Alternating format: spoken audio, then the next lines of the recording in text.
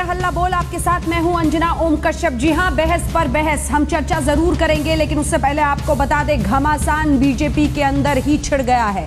तस्वीरें जो आ रही हैं वो दिल्ली के भारतीय जनता पार्टी की इस जंग के लिए निराशाजनक है। लगता है जैसे बीजेपी खुद ही अपने ऊपर तूफान लाने पर आमादा है। अलग अलग जगहों से आती हुई तस्वीरें बता रही है कि कैसे टिकट बंटवारे को लेकर बीजेपी में ही अलग अलग जगहों पर प्रदर्शन किया जा रहा है, विरोध हो रहा है। खुद दिल्ली बीजेपी अध्यक्ष सतीश उपाध्याय को घेर रहे हैं कार्यकर्ता। ये साफ साफ बताता है कि कैसे महत्वाकांक्षाओं का और पार्टी के बीच में एक टकराव की स्थिति पैदा हो गई है। क्या इससे बीजेपी को ही नुकसान झेलना पड़ेगा? लेकिन बात उस मुद्दे की जिस पर हम बहस करने वाले हैं, क्योंकि अब तक आपने नीतियों पर बहस सुनी होगी, बयानों पर बहस सुना होगा, मुद्दों पर बहस सुनी होगी, लेकिन शायद पहली बार बहस पर बहस सुन रहे होंगे। और बहस पर यह बहस शुरू की है आम आदमी पार्टी ने। केजरीवाल ने सीधे किरण बेदी को टीवी पर सीधी बहस के लिए ललकारा है, लेकिन किरण बेदी अब तक इसके लिए तैयार नहीं हुई है, जिसके बाद यह सवाल खड़ा हो गया है कि क्या देश के सीएम और पीएम उम्मीदवारों के बीच टेलीविजन पर सीधी बहस होनी चाहिए? क्या किरण बेदी इसके लिए तैयार होंगी?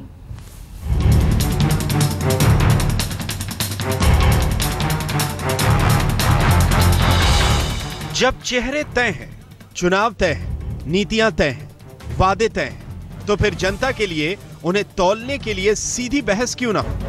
क्यों दिल्ली में दो घोषित मुख्यमंत्री उम्मीदवारों केजरीवाल और किरण बेदी के बीच सीधी बहस ना हो?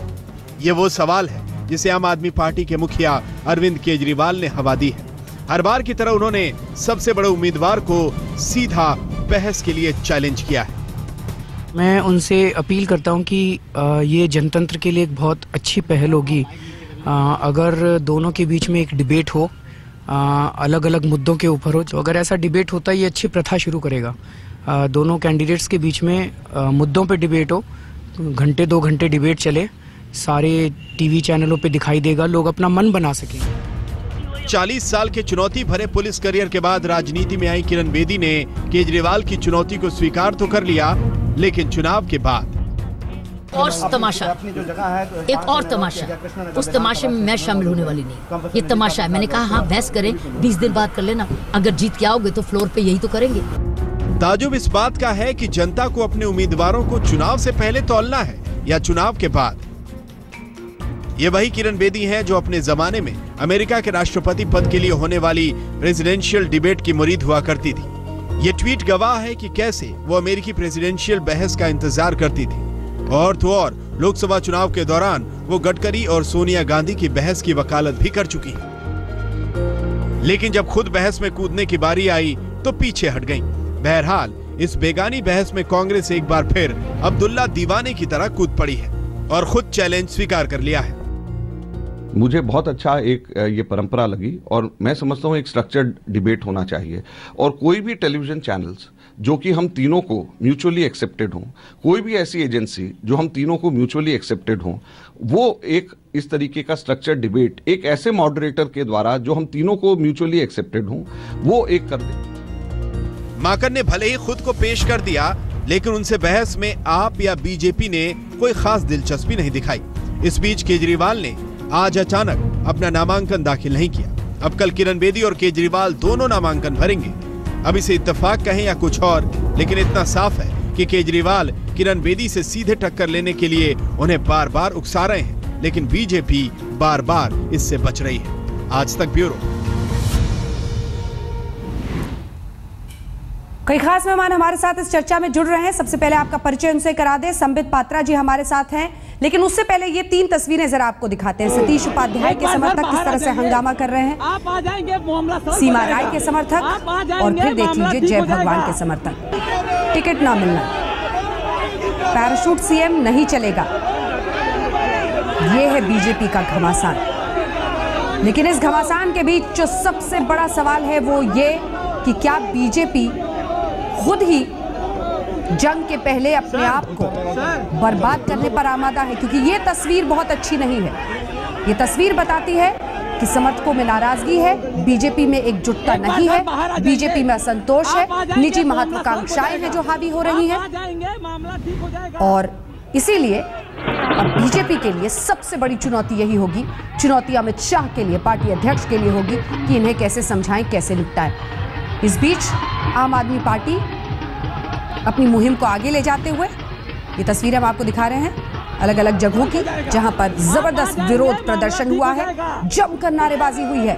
पैराशूट सीएम नहीं चलेगा। पार्टी के कार्यकर्ताओं ने अपने ही सांसदों के खिलाफ नारेबाजी की है नाम लेकर, और ये पार्टी के अंदर की आपको ताजा तस्वीरें हम दिखा रहे हैं इस वक्त अलग अलग जगहों की। किरण बेदी, डॉक्टर हर्षवर्धन, हम अपनी कर्तव्य उस वार्तालाप में दिखाएं जो हमारे डॉक्टर साहब पहले कुछ बातें करेंगे, फिर कुछ। किरण बेदी कृष्णानगर पहुंची हैं, जहां से उन्हें नामांकन भरना है। डॉक्टर हर्षवर्धन भी उनके साथ मौजूद। अब आइए आपका परिचय 3 खास मेहमानों से कराते हैं जो हमारे साथ इस चर्चा में जुड़ रहे हैं। डॉक्टर संबित पात्रा हमारे साथ इस बहस में जुड़ रहे हैं भारतीय जनता पार्टी की तरफ से। मीम अफजल साहब कांग्रेस पार्टी का पक्ष रखने के लिए हमारे साथ जुड़ गए हैं, और दिलीप पांडे जी हमारे साथ आम आदमी पार्टी के नेता इस बहस में जुड़ गए हैं। सबसे पहले संबित पात्रा जी आपके पास आते हुए, बहस मुद्दा है, लेकिन उससे पहले घर में जो आग लगी है उसको कैसे संभाल रहे हैं? देखिए, 2 चीजें हैं। पहला तो बहस मुद्दा है या नहीं, और दूसरा जो आप घर के विषय में बता रहे हैं। जहां तक बहस का सवाल है, कोई बहस से यहां नहीं भाग रहा है। हर कोई चाहता है कि बहस हो, एक तथ्यात्मक बहस हो और दिल्ली की जनता के लिए अच्छाई निकल के आए। मगर जिस प्रकार से विगत 2 वर्षों से हम दिल्ली में ड्रामा देख रहे हैं, कोई नई बात नहीं है। आज अरविंद केजरीवाल जी चाहते हैं कि वो किरण बेदी के साथ बहस करे, और आपको याद होगा अंजना जी, ठीक 1 वर्ष पहले वो कह रहे थे, मोदी जी को ललकार रहे थे कि आप आइए और मेरे साथ बहस करिए। आप बताइए, तमाम देश में केवल बहस ही चलता रहेगा या डिलीवरी भी होगा? हम तो चाहते हैं कि डेमोक्रेटिक वे में सदन के पटल में बहस हो। जब आपको दिल्ली की जनता ने मैंडेट दिया था, कांग्रेस के साथ मिलकर आपने सरकार बनाया था, तब जहां बहस करना था वहां वो बहस नहीं कर रहे थे। वहां वो पीएम बनने के लिए तुरंत वाराणसी चले गए थे। वहां रुकते, वहां बहस करते, कैसे स्कूल बनाना है, कैसे कॉलेज बनाना है, महिला सुरक्षा पे क्या करना है, वो सब सदन के पटल पे, जहां से कि लाइव टेलीकास्ट हो रहा था पूरे हिंदुस्तान में, वहां से दिखाते। मगर वो वहां पे चुप थे, वहां कोई बहस नहीं है। अब बहस कर रहे हैं, केवल पब्लिसिटी स्टंट है। जहां डर लगता है, ये कहना है बीजेपी का।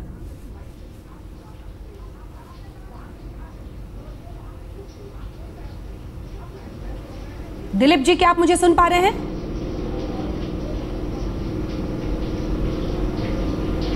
दिलीप जी तक शायद हमारी आवाज नहीं पहुंच पा रही है, लेकिन दिलीप पांडे से हम ये सवाल जरूर करेंगे कि बहस से डर नहीं लगता है, ड्रामे से डर लगता है, ये कहना है बीजेपी का। मीम अफजल साहब, इस बीच बेगानी शादी में अब्दुल्ला दीवाना, अब बीजेपी और आम आदमी पार्टी की तरफ से कहा जा रहा है, खुद ट्वीट करके आशीष खेतान जैसे नेताओं ने आम आदमी पार्टी की तरफ से कहा है कि हम कांग्रेस से बहस करें भी क्यों, उनका कुछ भी दांव पर नहीं है, ना वो कुछ कमाल कर पाएंगे।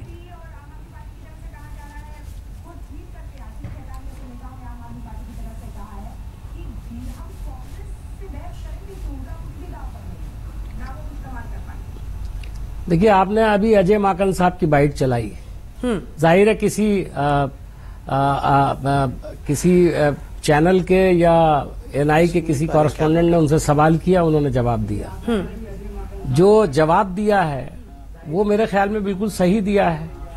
ऐसा हमने कहीं नहीं कहा कि हम इस बहस में आना चाहते हैं, लेकिन अगर आप लोग सवाल करते हैं, मैं सुबह को तकरीबन 9:30-10 बजे मेरे पास किसी ने सवाल पूछा था कि साहब आपका क्या व्यू है इस पर। मैंने कहा हमसे तो उन्होंने कहा ही नहीं है, तो हम क्या व्यू जाहिर करेंगे। हमसे कुछ कहा होता तो यकीनन हम जरूर कहते। वैसे हम लोग हर तरह की बहस के लिए तैयार हैं, और हर तरह के जो इलेक्शन में जिस तरह की बहस होती है तैयार हैं, और अजय माकन जी ने भी कह दिया। लेकिन जहां तक अभी आपने भारतीय जनता पार्टी का, तो ये तो बात सही है कि किरण बेदी जी जो पहले बहस में मुबाहिसे के बहुत हक में दिखाई देती थी, अफजल साहब क्या कह रहे हैं, मगर जो मुझे अंदाजा है कि वो बहस के ऊपर कुछ कह रहे थे। मैं इतना कहना चाहता हूं कि देखिए, जो आज बहस का मुद्दा भी उठ रहा है, तो वो इसलिए उठ रहा है कि कांग्रेस ने किस प्रकार 15 वर्षों तक दिल्ली में हुक्का सूट किया, दिल्ली में किस प्रकार से शासन को उन्होंने बाधित किया और दिल्ली में कोई काम नहीं किया। हम तो चाहते हैं कि काम हो दिल्ली में, मगर आप देख रही हैं कि किस प्रकार से 1.5 वर्ष से दिल्ली में केवल क्या मैं चाहती हूँ आप दोनों एक बार जरा थम जाएं, क्योंकि दिलीप पांडे अब हमारे साथ जुड़ गए। दिलीप जी, क्या आप मेरी आवाज सुन पा रहे हैं? दिलीप से अभी तक आवाज नहीं पहुंच पा रही है। मीम अफजल साहब ने अपनी बात कह ली है। अब संबित पात्रा जी, आपसे सीधा सवाल, ये वही किरण बेदी हैं जिन्होंने इससे पहले ओबामा और रोमनी के लाइव डिबेट पर खूब बड़ाई की थी ट्विटर पर। ये वही किरण बेदी हैं जिन्होंने ये कहा था कि अगर सोनिया गांधी कांग्रेस अध्यक्ष और गडकरी साहब बीजेपी अध्यक्ष के बीच बहस हो तो बहुत अच्छा होगा। फिर अब क्या डर गए हैं? अब क्यों बहस से भागना, क्यों, क्या दिक्कत है, किन सवालों से? अंजना जी, विगत 1-1.5 वर्षों से एक ही शब्द मैं बार बार सुन रहा हूँ, डर गए हैं आप, डर गए हैं आप, डर के वाराणसी चले गए आप, डर गए हैं केजरीवाल जी के खिलाफ आप किरण बेदी को ले आए, आप डर गए कि आप कृष्णानगर चले गए। ये इतना डर गई भारतीय जनता पार्टी, हर जगह जीत रही है और हम ही डर रहे हैं। खैर, जो मुद्दे की बात है, किरण बेदी जी ने एक पढ़े लिखे इंसान के नाते बिल्कुल सच कहा कि प्रेसिडेंशियल फॉर्म ऑफ इलेक्शन में डिबेट होना चाहिए, मगर मैं यह याद दिलाऊं कि हिंदुस्तान में ना तो प्रेसिडेंशियल फॉर्म ऑफ इलेक्शन है और अभी हिंदुस्तान की डेमोक्रेसी को उस पेडेस्टल तक पहुंचना है जहां इलेक्शन केवल टीवी पे लड़ा जाता है। आपको ध्यान होगा अमेरिका में लगभग 99.9% लोग टीवी को देखकर ही मन बनाते हैं। मैं तो कहता हूं हिंदुस्तान में भी महत्वपूर्ण है और हम आम आदमी पार्टी के या कांग्रेस के इस बात से असहमत नहीं है कि डिबेट नहीं होना चाहिए, मगर आखिरकार ये आम आदमी पार्टी डिबेट चाहती है या ड्रामा चाहती है, ये आप उनके प्रवक्ता से पूछिए। हमेशा से ही इन्होंने ड्रामा चाहा है।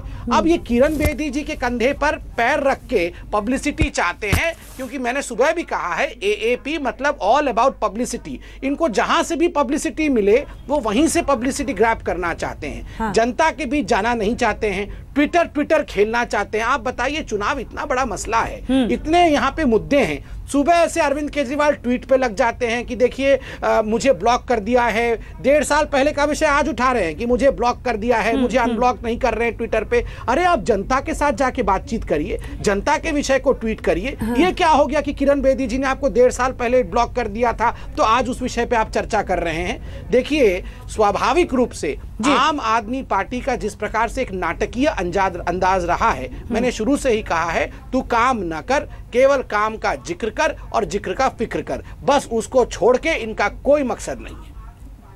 दम है इस आरोप में मुअज्जल साहब?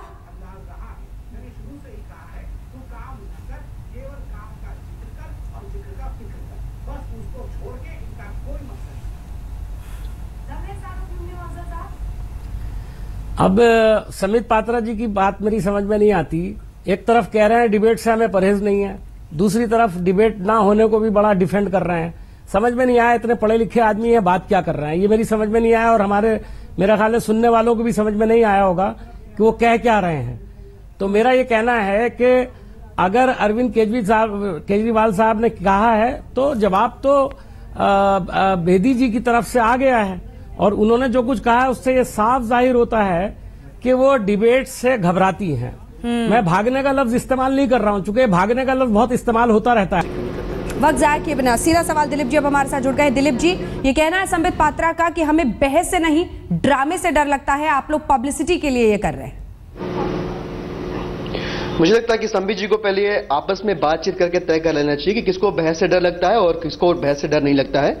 हमारा यह मानना है कि अगर लोकतंत्र के अंदर संवाद की संभावनाओं को समाप्त कर देंगे तो आप लोकतंत्र का गला घोटने वालों की कतार में खड़े हो जाएंगे। संवाद से, विरोध से, बहस से लोकतंत्र मजबूत होता है। और हमें सुनने में यह भी आया था कि जब बहस की बात चली थी तो किरण जी ने एक बार को तो स्वीकार कर लिया था।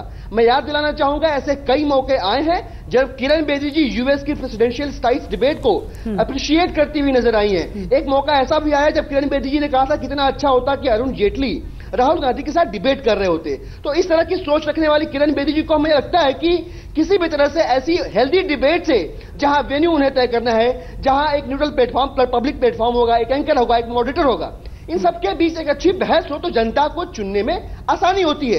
अब इसे भी अगर आप ड्रामा करार दे देंगे तो हमें लगता है कि मैं याद दिलाना चाहूंगा राम मनोहर लोहिया जी की उन बातों को कि अगर सड़कें खामोश हो जाएंगी तो संसद वीरान हो जाएंगे। ऐसा कह के आप लोकतंत्र को मजबूत करने वाले हर हथियार को अगर आप क्षीण कर देंगे, कमजोर कर देंगे, तो धीरे धीरे लोकतंत्र का गला घोट देंगे। ये बातें कहने में और सुनने में बड़ी अच्छी लगती है दिलीप पांडे जी, लेकिन जो उन्होंने बोला है वो ये कि ड्रामा पर आमादा रहती है आम आदमी पार्टी, ऐसे बातों पर पब्लिसिटी हासिल करके आगे बढ़ने की कोशिश करती है। इन आरोपों में कितना दम है? लौटेंगे इन सवालों के साथ।